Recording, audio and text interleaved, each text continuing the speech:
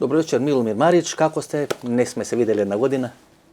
Nažalost, godina dana je prošla. Jedna godina pomena. Taka, godina po godina, što i kad vas zatvorite... Nekad smo se i mimoišli, dolazio si ovde. Da, така je. Ste napravili intervju so site во светот. Има ли некои со кои не сте направили интервју, а сте сакале да направите интервју? Ima ljudi koje sam jurio po 20-30 godina. Jedan od njih je Vančo Mihajlov. Ja sam boravio 3 meseca u Rimu.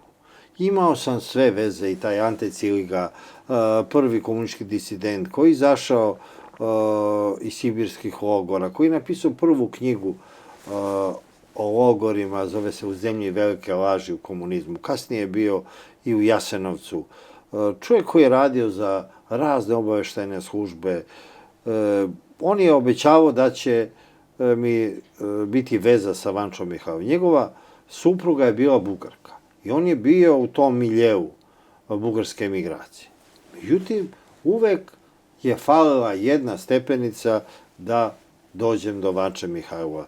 U vreme onih sukoba crnih i crvenih terorista, crvene brigade, fašisti, Vančo Mihajlov je bio kao Karl Marx za te desne teroriste.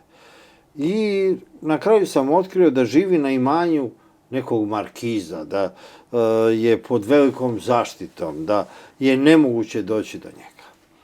I posle nekoliko godina bio sam na sajmu knjiga u Frankfurtu. I ručao sam sa ćerkom Ante Pavelića Mirjanom i sa njenim mužem Srećkom Pšeničekom. On je za vreme rata bio hrvatski diplomata u Vatikanu.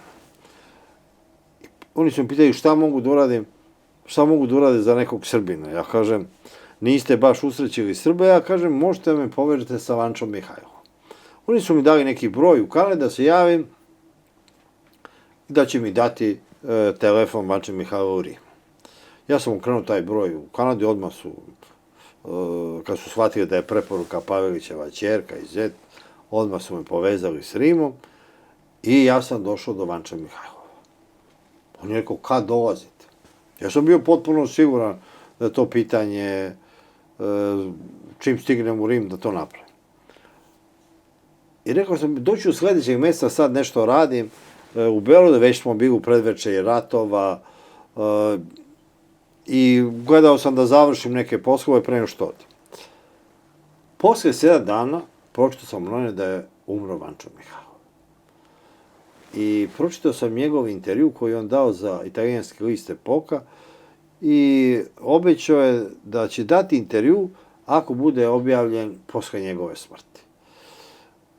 U tom intervju nije bilo ništa što bi bilo označeno za srpsku istoriju oko ubistva kralja Aleksandra Karađorđevića u Marseju. Posle sam došao do njegovih memoara na bugarskom. To ima 3-4 toma po 1000 strana. Tu nema ništa o marsejskom atentatu. Ima samo da je on jednog svog čoveka, Vladu Černozemskog, iznajmio Ante Pavelić da se obučava u Janka Pusti. I nema ništa više o tome. Tako da je Vančo Mihajlov ostao moja želja da ga intervjuišem. Tako sam jurio 30 godina Vinka Sindičića, najvećeg ubicu državne bezbednosti. Čoveka koji je bio kod Branka Jelića, Ustaše, koji je organizovao onaj upad u Radošu, a u stvari javljao da su upali ustaški teroristi. Govorilo se da je on ubio 20-ak najistaknutijih ustaških terorista po inostranstvu. Ja sam pokušavao na sve načine da dođem do njega. On je živeo na Rijeci, imao neke hotele, kafiće. Negde kad se zaratilo, pojavilo se na internetu kao memoari Vinka Sindičića. I trebalo je ubacivati po 50 evra, već je krenuo internet, i ubaciš pa ti otvore neku stranicu, 2-3. Ja sam platio 50 evra, 100 evra. Međutim, to je bilo kad je on bio mlad, kad je išao u školu, kad je bio mornar, pa se potukao na nekom brodu. To su bile gluposti. Posle sam čuo da je bio glavni svedok na suđenju šefovima državne bezbednosti Jugoslavije, Zdravka Mustaća i Josipa Perkovića.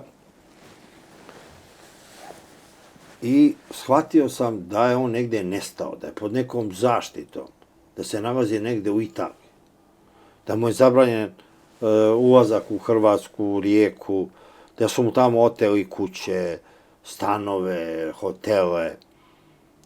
Dolazi ovde u Beograd i družio se sa Arkanovim sinom.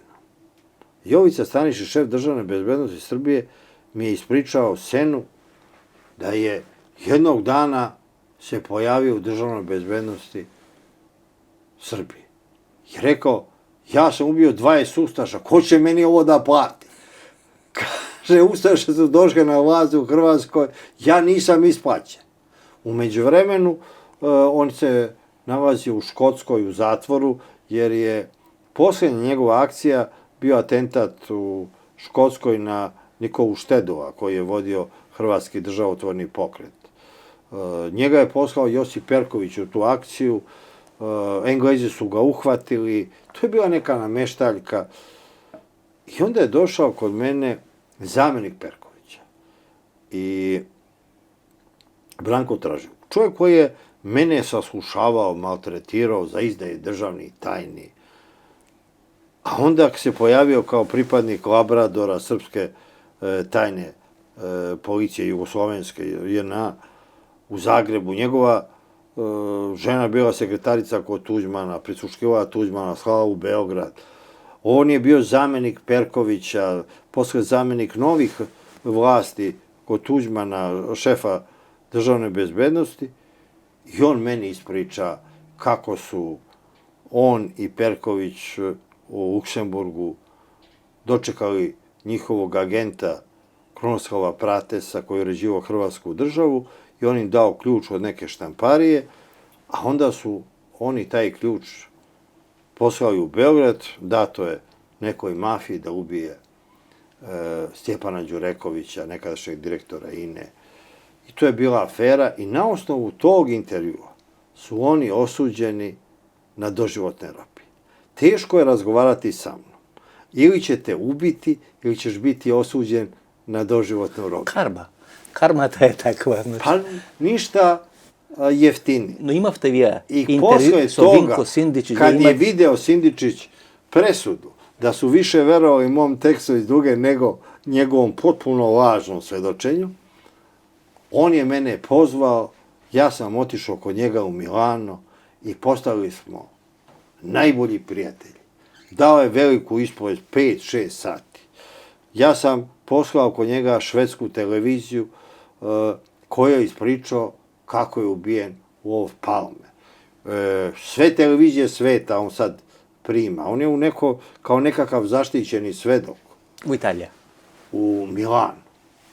Inače, je jako simpatičan čovjek. Sve te ubice su koliko ima ubistva? 20 ubistva, ja sam go... 20, 30, ko zna koliko ih ima. I Božo Spasić ima za njego govoreno, ima i Ante Nobilo, znači malce ko neki mit, Ante Nobilo je branio Josipa Perkovića.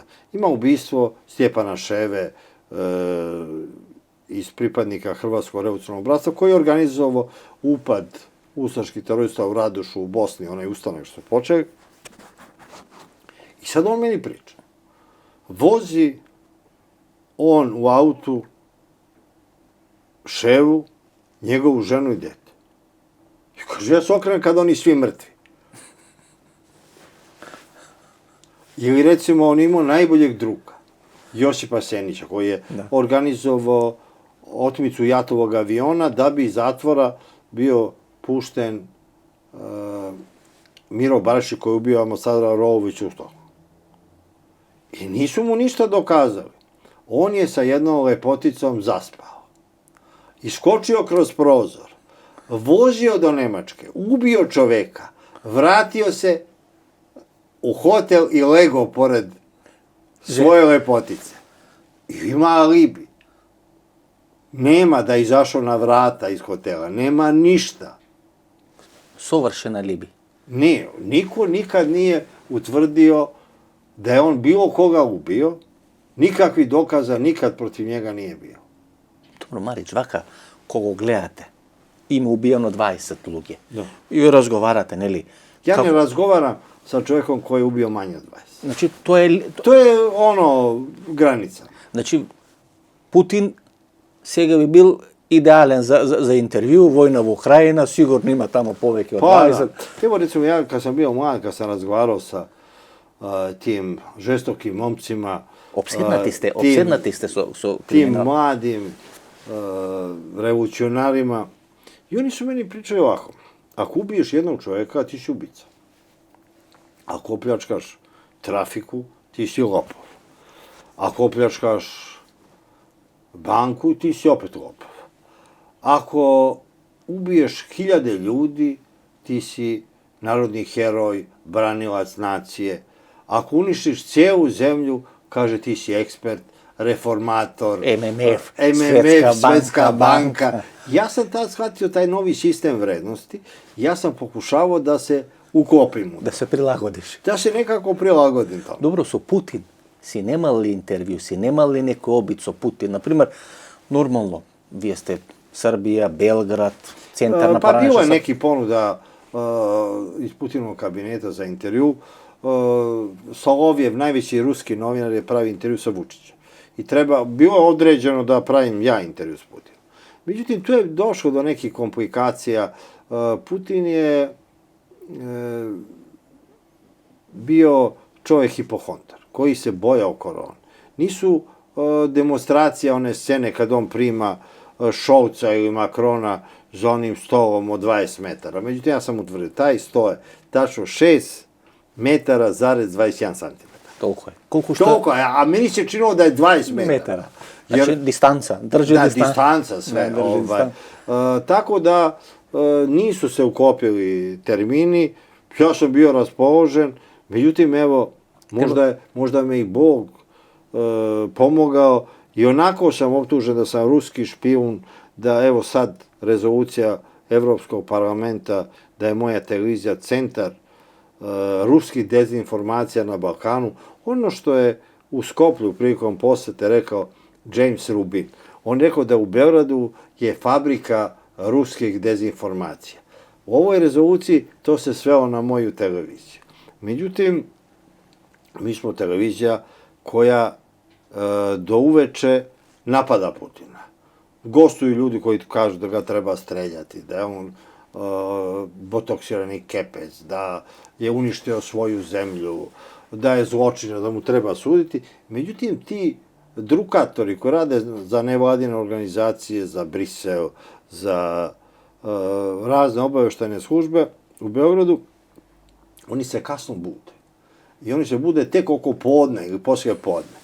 Tako da oni ne gledaju taj prepodnevni program naše televizije, nego gledaju samo uveče ovu emisiju aktuelnosti, gde se Putin proglašava za sveca. Tako da sam ja došao na tu listu kao centar ruskih dezinformacija. Ne znam kako se od toga opravdati, jer ceo Beograd zna da sam ja od deteta sanjao samo NATO i Evropsku uniju. I mislio sam da ću kao mladić ući u NATO i Evropsku uniju. A vi u Tambov. Ali evo, ni u staročkom domu me neće primiti u tu organizaciju. Ja sam uvredio beogradsku intelektualnu elitu. Jer sam rekao da najgluplji Albanac sa Prokletija, nekih zatucanih hodža u bosanskom vilajetu, bilo ko zna šta je budućnost. NATO i Evropska unija. A da to ne znaju najpametniji Srbi. I to tako ne znaju od pada Berlinskog zida, i zato smo tu gde jesmo. Vidiš, ona serija Senke na Balkanu, ili počevme za Vančo Mihajlov, Senke na Balkanu, od Bjelogradića, taka na tamo. Tamo se govori, ima jedan del, во двете серии има jedan del около ВМРО, историското ВМРО, опиумот, шверцот со опиум, производство на опиум, нели во поранешна Југославија, Краљевина Југославија или како СХС и така. Veliki je šok bio kad smo gledali Senke na Balkanu, gde se čitav međuratni period predstavlja kao borba različitih mafija. Jedna su beli Rusi, izbeglice iz iz Oktobarske revolucije, drugo su teroriste VMRO-a i treći su Ustaše. I tu se pojavljuje Ante Godina, I četvrti Rusi, odnosno Mustafa Gović, ovi Faljinovi Rusi. NKVD, da. Ali svi švercuju drogu. Kao što i ove tajne službe na Balkanu prilikom raspada Jugoslavije isto to rade. I ljudima, ja sam mislio Bjelogrlić to voli, pošto mu je to blisko, ovako privatno, da je on iz tog filma, da je to izmislio. Međutim, ovde u Beogradu je već objavljeno nekoliko doktorata o opijum u Kraljevini Jugoslaviji. To su ljudi jako ozbiljno istraživali. Već je tad bilo spoljno-trgovinski preduzeća, kao što je kasnije bio Genex, koje su se bavili isključivo prodajem opijuma, već su tad počeli i heroin da prerađuju. I tadašnja Makedonija od Maka je bila centar za tu Evropu. Ante Godina i njegova žena Stana su uspostavili prvi vezu sa Al Caponeom. I oni su heroin slali preko Atlantika. Mafiji Al Caponea. Kasnije će Ante Godina i Stana Godina ući u istoriju. Ona će ući u istoriju kao Lepa Plavka, koja je donela u Francusku oružje s kojim je ubijen kralj Aleksandar Karađorđević u Marseju. Ante Pavlović je napisao knjigu o njoj, o atentatu u Marseju. Ta knjiga se zove Lijepa Plavka. To je ona. A ja sam upoznao Miću Japundžu, jednog od šefova državne bezbednosti Jugoslavije, on čovjek iz Sarajeva, koji je poslao jednog sina Ustaše Maksa Uburića u Valenciju, da se približi Maksu Uburiću, da radi s njim i da ga na kraju ubije. Kad se vrati Ilija Stanić u Sarajevo, Mića Japundža je njega intervjuisao kao mi što razgovara. I on je sačuvao magnetofonsku traku koja je trajala 3-4 sata.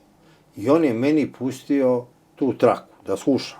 On, kako si ga udario, sekirom, kako ovo, kako si prvi put pokušao da ga ubiješ. Sve tu piše, sve je ovaj govor. I sad tu, da su pale neke slike. Velasqueza, El Greka. I Mića ga pita, otkud njemu slike Velasqueza i El Greka, Maksu Uburiću u Valenciji. Pa kaže, on je šef za prebacivanje kokaina u Evropu iz Latinske Amerike. Znači, Maks Uburić, čovek koji je prvi kanal za prebacivanje kokaina u Evropu razradio. I dalje to radi sa Valencijom i Marbeljom. Ali to je počeo od Maksa Uburića. Znači, isto je te kanal. Latinska Amerika, Španija. Pa jes, on je ranije živeo, tamo se sukobio sa Pavlovićem u Argentini, onda prešao u Evropu i preuzeo taj posao. Znači, to je tradicija veke, tradicionalno. Znači, to je kanal od Brazila, Argentina ili Kolumbija. Svaki čovek nesretnik, kad se nađe u nevolji, takav čovek od koga i Bog digne ruke, takav čovek nema kome da se javi nego meni. Jedanput mi je zazvonio telefon i javio se čovjek po imenu Anastasio Martinčić. Kaže, nalazim se u zatvoru Montevideo, ja sam onaj koji je uhapšen na onoj jahti sa 5 tona Šarićeve droge. Na ta jahta. I počeo sam razgovore s njim. On je čovjek koji je završio pravni fakultet i vojnu akademiju. On je bio šef lučke kapetanije u Puli. I on je u onoj Jugoslaviji, u vojsci, organizovao šverc droge i cigara za Italiju. Meni je William Colby, šef CIA, pričao, on je bio čovjek koji je vodio Italiju, on je od defašizaciju Italije, bio 25 godina u Italiji. Pre nego što će biti ambasador u Vijetnam, voditi Vijetnamski rat, ili će biti šef CIA, ili na raznim operacijama učestvovao. On je divan čovjek, mene je primio, njegov otac je bio šef delegacije Crvenog krsta na Solunskom frontu, voleo srpski narod. I on je voleo srpski narod. I on mi je rekao da su Amerikanci častili Tita, 48. za istorijsko ne Staljinu, tako što su im omogućili šverc cigara i droge za zapadnu Evropu, da od toga se izdržava Titova Jugoslavija. Da su tajne službe, vojska, oružje. To je uvek tako rađeno. To je bila najveća državna tajna. Niko nije znao za to.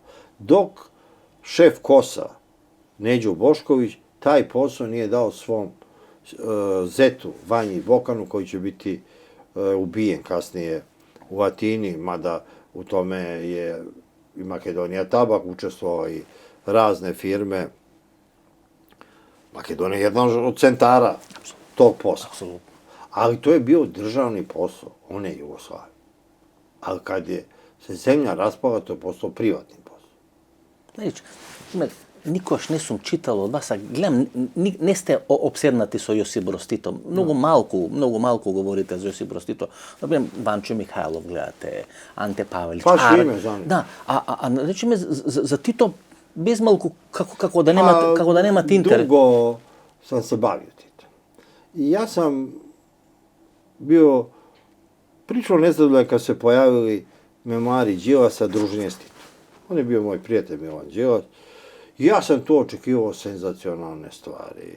Da li je Tito sin nekog austrijskog grofa, nekog biskupa u Beču, da li je zamenjen, kakav je to projekat Tito, šta to znači, da li Tito tajna teroristička organizacija. Đilas je ravnodušno me pogledao i kaže, ja tog čoveka znam u 36. godine. I to je taj čovjek koji je vladao Jugoslavijom. Ali ti si mladečko. Otiđi u Zagreb. Ima bar 50 ljudi živi. Tada. To su negde početak 80. Razgovaraj s njima. Neki od njih znaju, kao što je Pavle Gregorić, kao što su mnogi koji Tita znaju iz Rusije. Koji ga znaju pre nego što otišu u Rusiju. Koji su s njim ratovali na Srpskom frontu 14. Koji ga znaju od 20. 21. godine kad se vratio. Idi razgovaraj s njima i pitaj da li je ovaj čovjek onaj Tito iz Kumrovca. Ja sam našao te ljude. I tad mi se srušio mit o Titu, da je Tito stvarno iz Kumrovca, da je stvarno bio mašin bravar, da mi smo izmišljali da bi bila fantastična priča. Međutim, jedan moj drug je bio urednik Crvenog biltena Tanjuka. To su bile najtajnije informacije.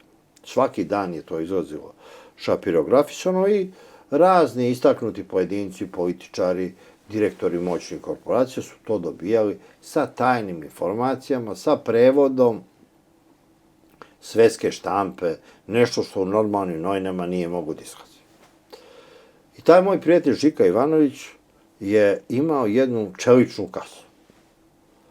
I on je ubacivao u tu čeličnu kasu sve ono što nije smelo ni u crveni bilten, što je bilo toliko skandalozno. Negde 85. godine, kad je ovo sve popustilo, ja kažem Žiko, hajde otvorimo onu čeličnu kasu. Tu su bile takve priče o Titu. Sve njegove ljubavnice u Beču, u Italiji, lažne, prave, u Meksiku, su davali za razne tračarske novine sećanja na njega. Tu su bile priče da li je imao 2 prsta manje ili 2 prsta više, ili da li je on bio engleski špijun. Ja sam u Dugi sve te priče objavio. Sve ovo što kruže mitovi o Titu, ja sam iz te čelične kase, iz tih raznih listova, tadašnjih tabloida koji su izgledali širom sveta, objavio. Čak sam našao, kad sam listao tamo, izađe u Daily Telegraph u Londonu, priča na naslovnoj strani da je tadašnji ministar spoljnih poslova Jugoslavije, Koča Popović, vanbračni sin kralja Petra I. Karađorđevića. I ja to odnesem Koči Popoviću. on je umro od smeha, onda kaže, daj mi taj tekst. Ja kažem, šta hoćeš? Kaže, ja pripremam svoju zaostavštinu za arhiv grada Beograda. I sad ću ja da stavim to. I neki istoričari za 20-30 godina, kad budu ovi čitali, u svakoj od moje biografije će pisati da sam ja Vambrač, sin kralja Petra. Znači, to su neverovatne stvari. Nije ona biografija zvanična toliko bila uzbudljiva. Bolje su ove lažne biografije Tita. Te poveke se čitate. I ja sam to sve objavio, ali sad bi me bilo sramota da to ponavljam. To je tad bilo hit kad je objavljeno u Dugi. Dobro, i so Lazo Kuliševski s timale dobri relat. Mislim дека во Дуга го дава оно интервју дека со честни сестри, односно со калоđерицама, не може да се направи револуција, дека за една револуција се потребни 200 луѓе. On je prvi čovjek koji je rekao da je politika Titova Jugoslavije bila slaba, Srbija jaka Jugoslavije, ali meni je Đilas rekao kako je funkcionisala ta Jugoslavija. Kaže, Ranković je vladao Srbijom, Makedonijom, Crnom Gorom i Bosnom i Hercegovinom. U Hrvatskoj Ranković nije mogao da zaposli u gradskoj čistoći nikoga, ni u Sloveniji. U Hrvatskoj je vladao Stevo Kračić, Bakarić je bio njegov dvorski intelektualac, a u Sloveniji Ivan Maček, šef državne bezbednosti, i njegova rođena sestra Pepca Kardelj, koja je vladala sa Edvardom Kardeljom. I kaže, tako je postojala ta zemlja. To je to bratstvo jedinstvo. Така функционираше. Da. Добро, како Мира Марковиć, велите во Дуга, сте објавили... Она е писала... Како ја убедувате? Вие бевте миленик на Мира Марковиć, мислам, или... Pa ja sam mogao da budem stvarno šta god sam hteo u toj zemlji, jer je Mira Marković kadrirala. Još kad sam napisao Decu komunizma, Milošević se tad dolazio na vlast, tražio je da mu pošaljem 10 knjiga, da će on da plati. Ja sam rekao, ne treba plaćati. On kaže, ajde mojim prijateljima i pošaljem mi spisak 10 ljudi da im napišem posvete. Ja sam im napisao posvete.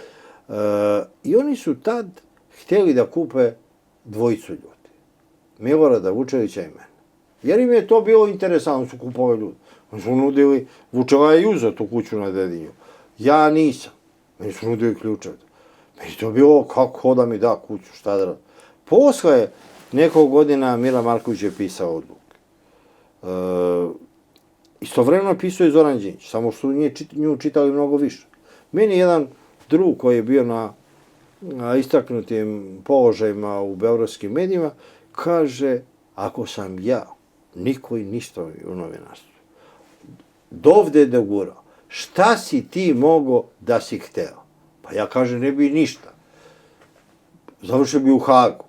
Bolje da nisam ništa, ali imao sam najboljeg druga koji je bio drug Mira Marković. To je Vica Micanović, naš najveći fotograf tog doba. On je napravio neformalne fotografije političara kako spavaju, kako peru sudove.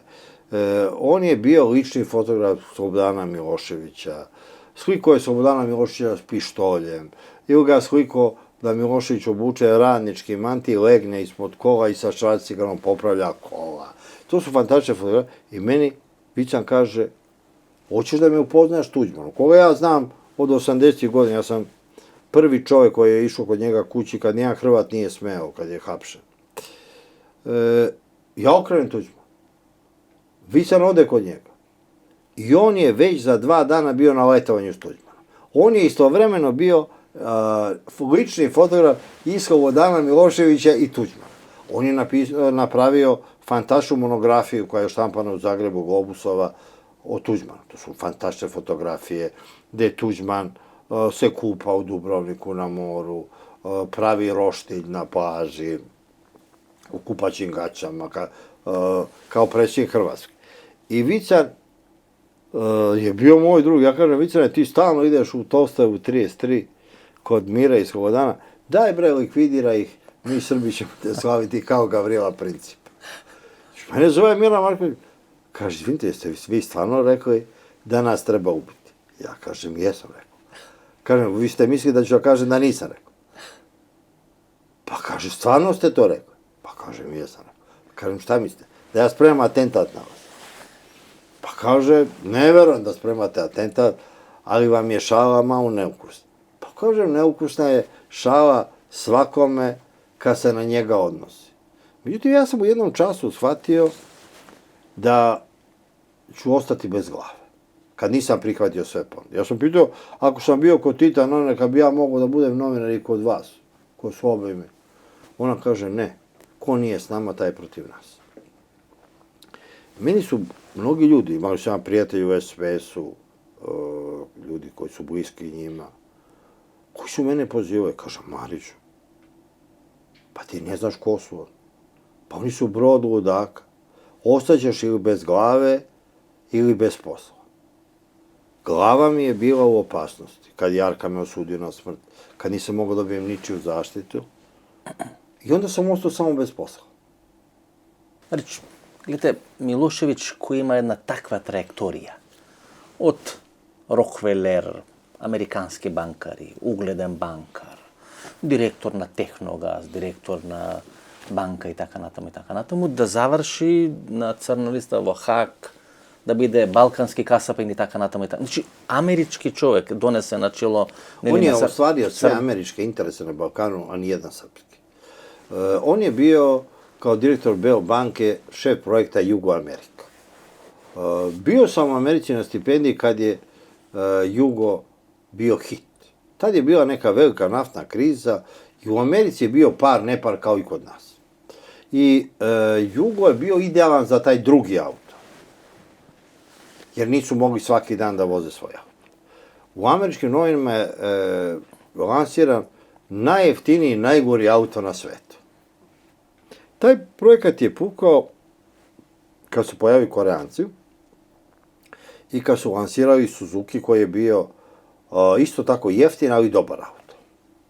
Ali u projektu Jugoamerika radila je asocijacija Kissinger, u kojoj su bili Lorenz Eagleberger, nekadašnji ambasador u Beogradu,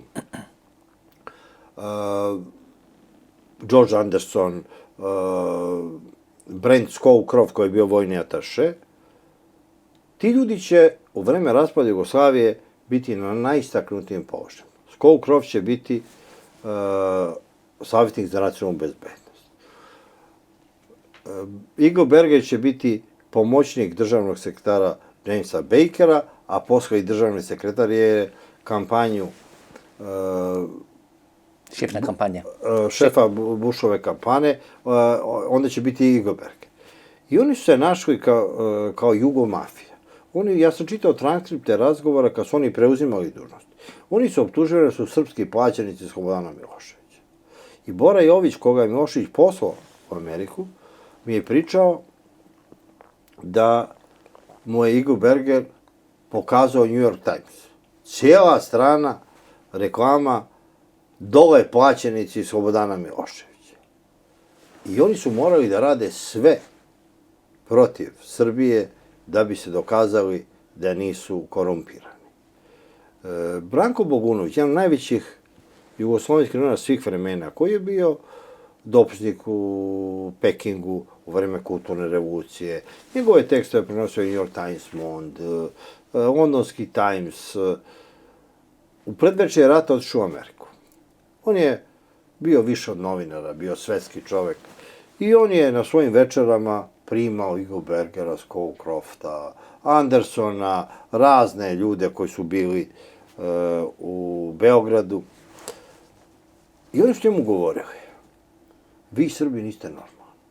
Vi ste finansirali svoje grobare. Vi niste smeli da dozvolite da se u Prištini napravi univerzitet koji će biti značajniji i veći nego onaj u Tirani. Da se napravi najmodernija nacionalna biblioteka kakve nema nigde u Evropi. Ona biblioteka u centru Prištine. To je arhitektonsko čudo koje i dan danas, posle toliko godina.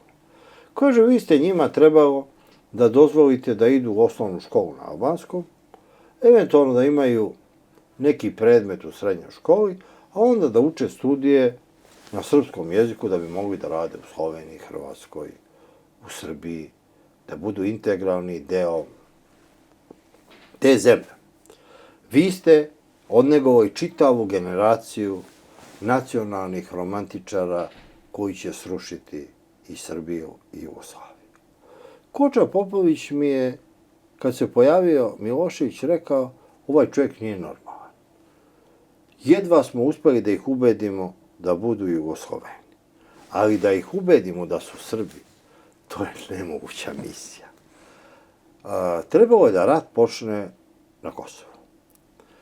I bez obzira što su Amerikanci tako govorili Branku Bogunović. Ja sam bio u Kongresu, u raznim institucijama, kad sam bio na stipendiju u Americi, i meni su govorili, da li vi znate nekog na vlasti u Beogradu, prenesite im, doneto 12 rezolucija Kongresa protiv kršenja ljudskih prava Albanaca u Jugoslaviji. Te rezolucije trajno obavezuju administraciju predsjednika Amerike. Mi to nikad nećemo moći da promenimo. Tada se pojavila jedna knjiga Steve Hacketta, generala NATO-a, Treći svetski rat. U toj knjizi je pisalo da rat počinje na Kosovu. Ta knjiga je izašla još 81. druge godine. Milošević je čak znao za sve to. On je bio pametan čovjek. I on je rekao, ja ne mogu ništa da uradim. Ja jedino mogu da taj rat privremeno izmestim daleko od Srbije. Slovenija, Hrvatska, Bosna. Ali njega je sačekao taj rat na Kosovu. On je to odložio 10 godina. Ali je tako završeno. Pogotovo što su svi od Slovenije, Hrvatske učestvovali u podrivanju Srbije. Dobar deo oficira je ratovao u Hrvatskoj vojsci, spremalo se za pobunu na Kosovu. I Čeku, i Ademi, i mnogi drugi. Ovo što se desilo izgleda da je bilo neminovno. Dobro, to je projekt UČK. Evo, stimali su se te teologije, generali. Ali ne. Milošević je u jednom času, posle Daytona, postao faktor mira i stabilnosti. Princ Balkana od balkanskog kasapina. I on je otišao na Krit. Održan je sastanak balkanskih lidera i na Kritu je Fatos Nano, koji je bio tad predsjednik vlade u Tirani, izjavio da je Kosovo unutrašnje pitanje Srbije. Tad je Milošević zanet uspehom tog skupa koji je bio bez Amerikanaca, bez Evropljana, to su sami našli. On je uzviknuo Balkan balkanskim narodima. To je najopasnija ideja. Milošević je rekao, dokle će velike sile da nas zavađaju, kad mi možemo sami rešiti svoje probleme. Njega je sačekala pobuna OVK. Odmah posle nekoliko meseci je se OVK pojavio, a srušen je Fatos Nano u Tirani, pukle su piramidalne banke, građani su pokrili u vojne magazine, naoružali se. Ja sam u to vreme u Veroni štampao moj list Profil i gledao sam na televiziji Rai, Uno, Due, Tre. Tamo kaže haos u Albaniji. U organizaciji Slobodana Miloševića. Milošević hoće da otme Albaniju. Oni su već tad napravili kampanju da to Milošević radi. Sruši Albaniju. Da destabilizira, da protera Albance, milione Albanaca s Kosova, preko Prokletija. Ta su krenule te ludačke priče i on je nestao. Sad, pre nekoliko godina je Vučić u Ujedinjenim nacijama završio govor u Generalnoj skupštini uzvikom Balkan balkanskim narodima. Ja sam rekao, sreća tvoja što to rekao na srpskom. Pa te niko nije razumeo. Inače, ta izjava košta glave ovde. Marić, Opsjednati ste so tije žestoki momci, podzemje, Arkan, znači knjigi, karijeri, intervjua. Kako velat, prvo to prašanje v sekoj intervju mora da vi vide da li ga poznavate Arkan. Od kada je ta To je jedan hit na društvenim mrežama. Od kada je ta opsjednatost, na primjer, su Arkan? Pa dobro, svaki čovjek bira ljude koji su različiti od tebe. Mene je mnogo naučio legendarni srpski pisac Miodrag Buvatović. Miodrag Buvatović je bio jedan od najvećih evropskih pisaca. Kad je napisao Crveni peta leti ka nebu, Heroj na magarcu, Đavoli dolaze, on je bio svetski pisac pre Kundere, pre Markesa. Svi su oni sanjali da budu Miodrag Buvatović. Ja, kad sam počeo putujem po inostranstvu, ja nisam verovao da oni znaju nekog osim Ivo Andrića. Međutim, svi su znali Buvatovića, a nisu znali Ivo Andrića. To su zaboravili da je dobio Nobel 61. godine. On je napisao i Ljudi sa 4 prsta. On je počeo da se druži sa mafijom. On je Stevicu Markovića, razne kriminalce po Parizu, vozio u pljačke. Svojim kolima. Pomagao ih je. I on je mene naučio s njima da se družiš tako. Da sediš, da ti oni jedan put plate ručak, obavezno platiš ti njima. Nikad ni u kakvu kombinaciju s njima da nisi ušao. I to je meni glavu spasalo. Nikakve kombinacije s njima nisam imao.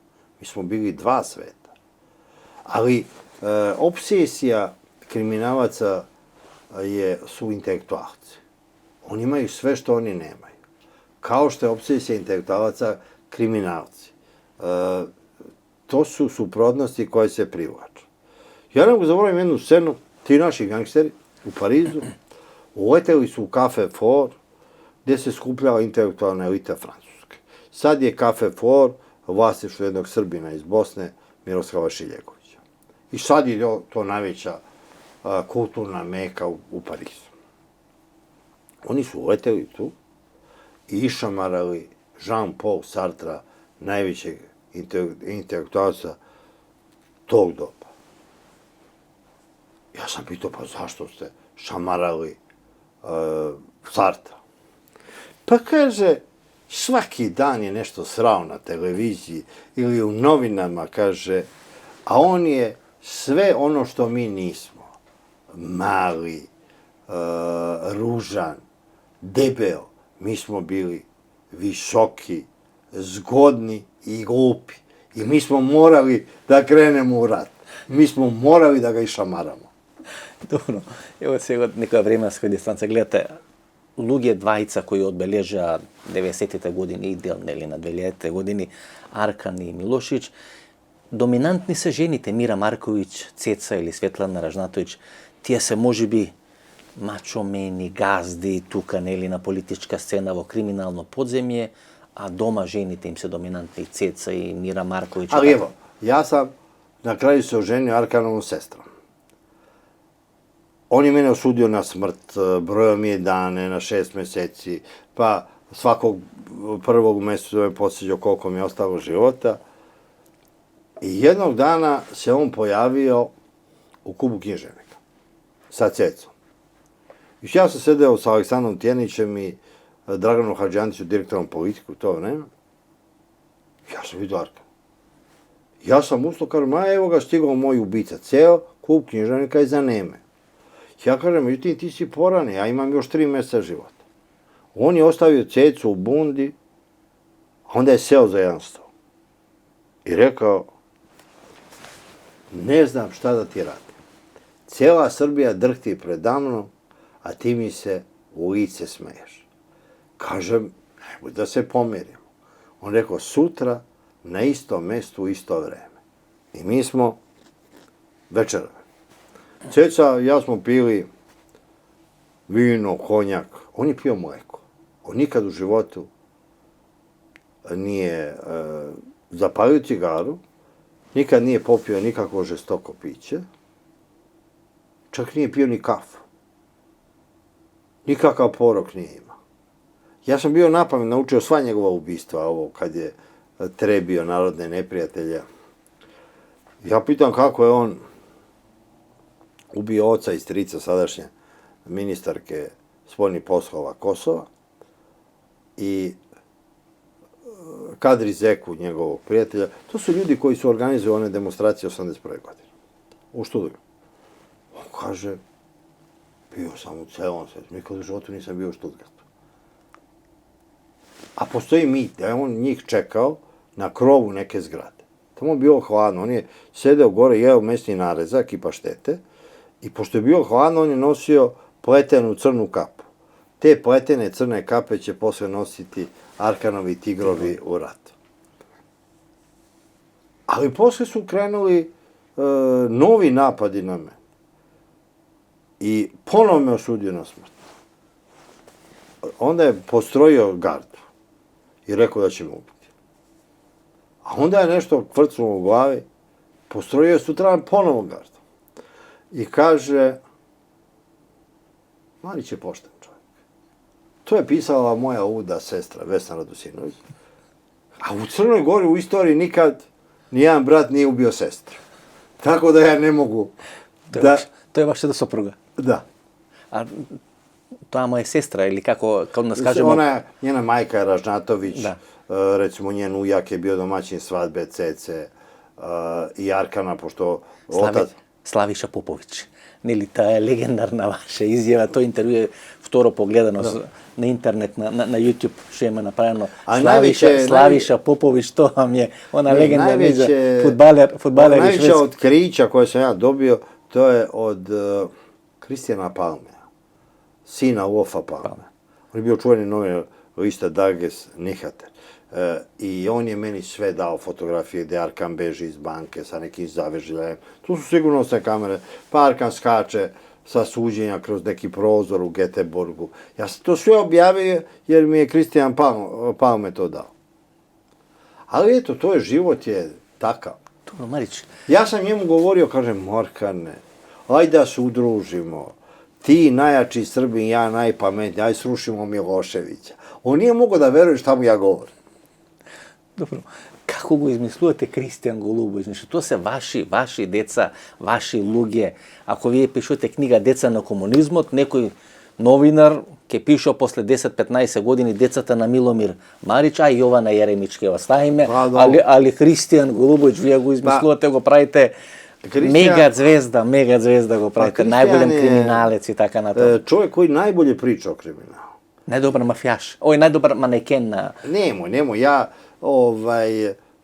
ne smijem više da pričam, zabranio me da priča, ja moram da pričam da je on najveći mafiozo i treba da se pravi mit o njemu, ja sam se šalio s njim, jer on čovjek mnogo lepo priča. Neke od tih priča su njegove, neke su priče njegovog oca, njegove majke. On je odrastao u tom miljeu, kao dete pored Ljube Zemunca, Ćente, Juse Bulića i pola od tih priča je istinito. Pola je čuo da se dešavao. On je kao mladić se pojavio u Mažestiku sa ekipom. Oni su sve najveće mafijaše tog doba bacili na patos i počeli da pucaju. On uleti u najelitnije beogradske restorane i sve ambasadore u Beogradu postroji da leže po potu. On je interesantan čovjek. Tako da, evo sad, o njemu će se praviti filmovi, on sad je postao voditelj i najbolja je bila emisija pre nekoliko meseci, Kristijan voditelj s Leptir Mašnom, intervjuiše popa, najčuvenijeg beogradskog policajca, koji ga je tukao, koji ga je progonio, koji ga je zatvarao. I sad Kristijan intervjuiše njega. Kaže, dosta si ti intervjuisao mene. To je bila fantastična emisija. A i Popo je bilo simpatično. Dobro, još jedno pitanje tu oko Arkana. Koja je magija ta njegova? Da rečeme, imalo mnogo kriminalci, Ljubo Zemunac i taka natamo. Mi to uvijek gledate za Arkan. On je bio simpatičan čovjek, zgodan, delovao kao na filmu. I trebаше филм, нели, да прават за Цеца? I ja sam na toj večeri pitao Arkana za ta ubistva, sve. Ceca je pobesnila. I kaže, Arkane, priznaj da si kriminalac. Ja sam se za tebe udala jer sam se zaljubila u Al Pacina u filmu Kum. Kad smo mi tu sedeli, u jednom času sa susednog stola skočila je jedna gospođa i počela da se ljubi s Arkanom. Ta žena je Suzan Manuel, koja je bila portparolka prva UNPROFOR-a za Balkan. I ona je napisala izveštaj Kofi Annan, da je Srbija divljačka zemlja u kojoj, eto, večeraju najveći ratni zločinac i najpoznatiji novinar. Ja sam odgovorio. Ja sam večerao s Arkanom da spasem život. A vaša portparolka se ljubila s njim iz ličnih strasti. Milo Đukanović zaminuo penzija. Da. Zaminula cijela jedna generacija. Se slučila generacijska promjena, ili djecata na komunizmu. Evo, jedan moj prijatelj je bio na plaži u Dubaju sa Milom Đukanovićem. Сега. On je sa unukom tamo besan na Crnogorce. Kaže, neću više da ih vučem na grbači. Milo. Milo. Kaže, krao sam od Amerikanaca, od italijanske mafije, krao sam od Rusa, od ruske mafije i KGB-a. Nema od koga nisam krao i davao crnogorskim neradnicima da postanu milioneri, da kupe hotela, da grade apartmane, da ne rade ništa 5 generacija. Hvala mi, nisu rekli. I kaže, nek se prvi put izdržavaju sami. Ja se bojim da u Crnoj Gori ne ovlada glad sada. Znači, nema Mila. Nema Mila, ja ne znam od čega će oni živjeti. Dobro, ovi je Škaljarski, Kavački, Klan, Branov, Mićunović, šta će oni sada da rade, znate, to su deca koje su nastala, mislim, deca, one grupacije koje su nastale u vreme Mila Đukanovića. Ili pričamo, Vančo Mihajlov... Ili će se oni poubijati međusobno. Ne znamo šta će biti, šta će se dešavati. Evo, mene su napadali da ovi prosrpske stranke u parlamentu, ja sam gledao to na televiziji, Milan Knežević, da sam ja prostitutka Mila Đukanovića. Ceo dan je on to pričao. Da Milo Đukanović mi plaća letovanje. Ja sam crnogorski zet koji ima u Crnoj Gori i na moru 4 adrese. Ne treba mi ništa Milo Đukanović. Milo Đukanović je čovjek koga znam 40 godina. Koji je bio moj prijatelj. Ali koji je mene poslednjih godina prvo zabranio moju televiziju 3 meseca. Pa je zabranio 6 meseci. Sada, uoči ovih izbora, on je pokrenuo postupak da se ponovo zabrani moja televizija. Ja sam dao izjavu da ne mogu da razumem Mila Đukanovića ako on misli da ja mogu da sprečim da on ponovo pobedi na izborima u Crnoj Gori. Ja sam 2-3 godine zabranjivo bilo ko da kaže bilo šta protiv Mila Đukanovića. Kažem, počne ovaj doktor Raković istoričar. Nešto protiv Mila Đukanovića. Ja kažem, zabranjeno protiv Mila Đukanovića. On nastavi. Onda njemu padne reflektor na glavu. On nastavi protiv Mila Đukanovića. Onda mu padne scenografija na glavu i dođe hitna pomoć i odveze ga u urgentni centar. Takva je bila uređivačka koncepcija moje televizije. Aleksandar Raković. Aleksandar Raković. Tako je bilo, ali to nije pomoglo, vidiš. Dobro, gledajte, Marić, Tito, Cigari, Laki štrajk, Italija. Da. Državan posao ili državna rabota, tako što Evo vidite. recimo, kad se pojavio švercigara, ja razgovaram sa legendarnim šefom, znači CIA, Velimom Kolpijem. Čovjek koji je od onog siromaštva u Italiji, od neorealizma napravio Dolce Vita, sladak život. I pita kako je u Srbiji, on voli Srbiju. Srbiju voleo i Bill Donovan, čovjek koji je osnovao CIA, njegov šef. On je mene primio u advokatskoj kancelariji Bila Donovana, to je kao ova Beograđanka, jedna soliter. Ceo soliter je advokatska kancelarija, gde su slike Bila Donovana. I on je čovjek koji voli i Srbe i Jugoslaviju. I kaže, kako je tamo? Pa kažem, šverc, to užasno. Kaže, je u švercu laki strajk? Ja kažem, švercu su i Marlboro i laki strajk. Ako radite laki strajk, vi možete da budete raj na zemlji kao Italija. Ja sam na laki strajku, kaže, napravio Italiju. Na laki strajk. Da. Marić, kade odi regionot? Ajde, posledno neka bude prašenje. Gledajte, Zaev padna, Milo Đukanović padna, tukaj imaš nekoj protivko, Vučić pobedovo ubedljivo i така натам и така. Много чекат избори, Еди Рама. Каде оди целиот овој регион? Ние сме некоја гранична линија. Русија, Лавров, така натам. Prijatelji koji su bili šefovi diplomatija raznih velikih sila, 1992. godine govorili, vi niste normalni. Kaže, Evropa ukida granice koje su vekovima stvarane u ratu. A vi ste spremni da ratujete za nepostojeće granice. I tek onda, kad ove granice postanu bespredmetne, ovde će ponovo da se vrati mir, bit ćemo normalne zemlje.